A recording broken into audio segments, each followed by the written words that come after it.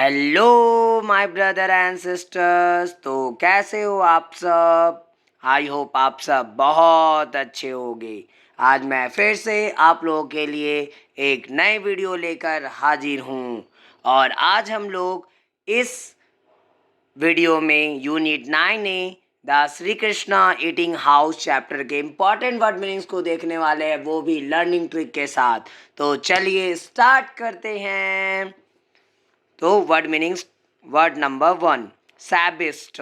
सैबिस्ट का मतलब होता है जर्जर, यानी कोई जर्जर चीज़ें होती है, जैसे बहुत पुरानी चीज़ें हो जो जर्जर हो चुकी है, मतलब कभी भी वो गिर सकती है, ढह सकती है। मतलब जैसे सीलिंग, घर के किसी भी घर के सीलिंग की अगर बात करें, जो कि बहुत पुराना वो घर है और सीलिंग क्या हो रही है, जर्जर का मतलब एक तरह से पूरा वो गिरने की हालत में हो जाए, पूरा मतलब उसकी स्थिति बहुत बेकार हो जाए। तो आप जो है कोई भी पुराने घर का एक एग्जांपल ले सकते हैं जो बहुत बुरी अवस्था में हो गई हो, जैसे उसके घर की छत जर्जर अवस्था में है, यानी जर्जर अवस्था में इट मीन्स उसकी घर की छत मतलब पूरी जर्जर हो चुकी है, कभी भी वो गिर सकती है। वैसा आप एक इमेज जो है वो अपने सामने क्रिएट कर सकते हो। Now second word Endeavour. Endeavour का मतलब होता है प्रयास करना, किसी चीज़ को पाने के लिए जो भी हमारी कोशिशें होती है। तो आपको क्या करना है, तो यहाँ पे आप एक इमेज बना सकते हो कि कोई एक बंदा है जो बहुत कोशिश कर रहा है, बहुत प्रयास कर रहा है अपनी सफलता प्राप्त करने के लिए। जैसे हमने एग्जाम्पल लिया, वह अपने जीवन में सफलता पाने के लिए बहुत प्रयास कर रहा है, यानी वो जीवन में सफल होना चाहता है, इसलिए वो बहुत ज़्यादा प्रयास भी कर रहा है। तो यहाँ पे प्रयास करने का मतलब दिन भर लगे रहना उस चीज़ को पाने के लिए, वैसा। आगे वर्ड नंबर 3 एक्सेप्ट। एक्सेप्ट का मतलब होता है अंश, किसी चीज़ का भाग एक तरह से। जैसे राहुल ने कहानी के एक अंश को पढ़ा, यानी राहुल जो था वो क्या किया, जो कहानी थी उसके अंश को, एक अंश को पढ़ा। इट मीन्स पूरी कहानी नहीं पढ़ी, उसका कुछ एक भाग को जो है वो पढ़ा है। तो यहाँ पे आप ये एक इमेज बना सकते हो, एक कहानी है जिसका हाफ भाग या थोड़ा सा भाग जो है वो कोई पढ़ा, या वो थोड़ा सा भाग को ही हम लोग अंश बोलेंगे। Now word number 4 shoot. Shoot का मतलब होता है कालिख। जब कभी भी हम लोग देखते हैं ना, जब क्या हो, जैसे अगर कहीं पे अगर कोयले की चूल्हे जल रहे, तो कोयले का चूल्हा जलने के बाद जो धुआं उठता है उससे उससे क्या होती है, दीवालों में या फिर हमारे घर की जो सीलिंग होती है उसमें क्या होती है, वो धुआं जो है चिपक रहा होता है।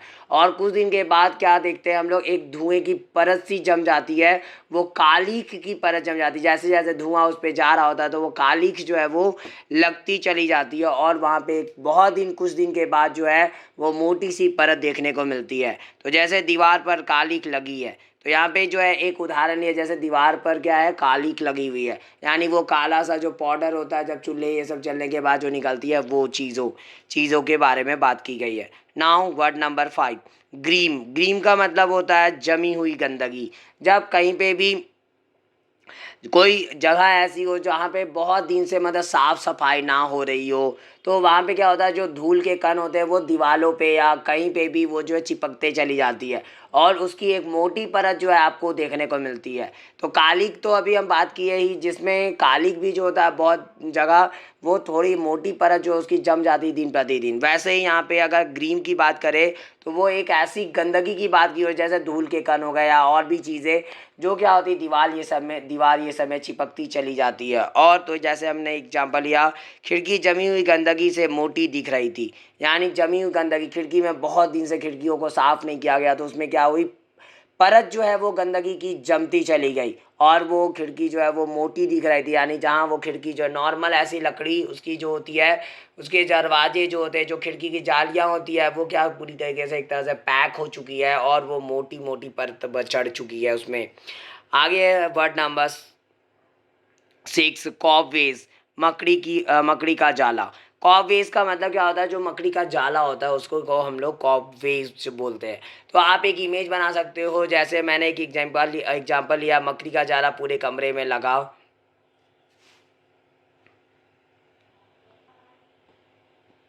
तो जैसे हमने एक एग्जांपल लिया, मकड़ी का जाला पूरे कमरे में लगा है, तो यहाँ पे आप जो है ये एक इमेजिन कर सकते हो कि मकड़ी का जाला है जो क्या हुआ है, पूरे कमरे में लग गया है। और ऐसे जो है आप कुछ भी चीज़ें जो है वो अपने सामने ले सकते हो, ठीक है। तो ऐसे कई सारे आप एग्जांपल ले सकते हो।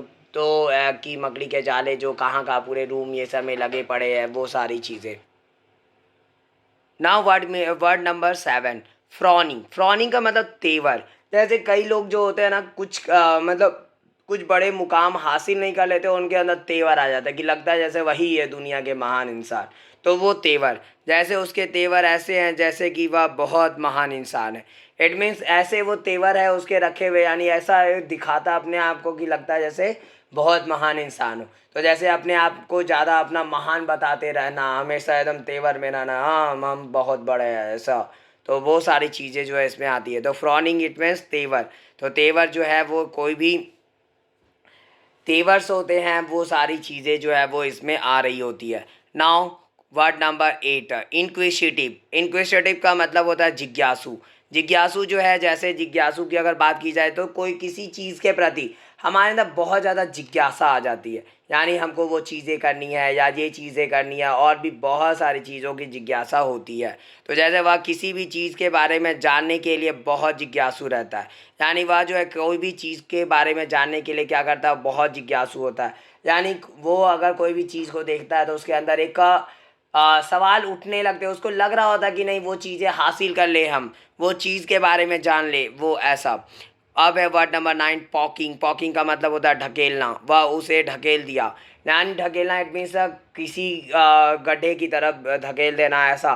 तो जैसे हम लोग इमेज बना सकते हैं, एक वह उसे गड्ढे उसे जो है धकेल दिया। तो ढकेल दिया का मतलब वो गड्ढे की तरफ ढकेल देना, ऐसा कुछ भी, वो सारी चीज़ें लुढ़का देना, वो सारी चीज़ें इसमें आती है। आप एक इमेज इसमें क्रिएट कर सकते हो।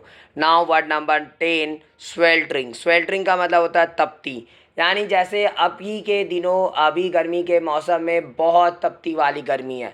तो तपती वाली गर्मी की अगर बात करें तो जैसे आज तपती गर्मी है, आज की हम अगर बात करते हैं तो आज क्या है, तपती गर्मी, एकदम बहुत ज़्यादा गर्मी, एकदम ऐसा, एकदम मतलब पूरा अगर बाहर निकला जाए, बाहर अगर हम लोग निकल रहे तो पूरा ऐसा बदन जो है पूरा गर्म हो जाए, वैसा वाला गर्मी। ठीक है, अकबक वाली जो गर्मी होती है जिसको हम लोग झेल नहीं सकते। Now word number 11। 11 है ग्रंट। ग्रंट का मतलब होता है असंतोष का शब्द, यानी ग्रंट का मतलब ये क्या है, एक ऐसा शब्द जो असंतोष का हो, जो संतुष्टि नहीं देता है। तो असंतोष का जो शब्द होता है उसी को हम लोग ग्रंट बोलते हैं। जैसे राहुल ने असंतोष के शब्द निकाले, यानी वो बोला, यानी उसका बोलने का जो ढंग था अजीब था, वो उसका मतलब इट मीन्स वो संतुष्ट नहीं था किसी भी बात से, तो उससे वो असंतोष के शब्द जो है उसके मुंह से निकले। तो ये सारे कुछ जो है कुछ इंपॉर्टेंट वर्ड मीनिंग्स थे जो इस वीडियो में हम लोग देखे, और आशा करते हैं आपको यह वीडियो बहुत अच्छी लगी होगी। और अगर आपको यह वीडियो पसंद आई हो तो प्लीज़ लाइक ज़रूर करें और ज़्यादा से ज़्यादा शेयर करें, ताकि और भी बच्चों तक वर्ड मीनिंग्स और लर्निंग ट्रिक जो है इसकी पहुंच सके। और अगर आपको मेरी आगे आने वाली वीडियो को देखना पसंद है तो प्लीज़ मेरे इस चैनल को सब्सक्राइब ज़रूर करें और ज़्यादा से ज़्यादा शेयर भी करें इस वीडियो को। Thanks for watching my video. Have a nice day.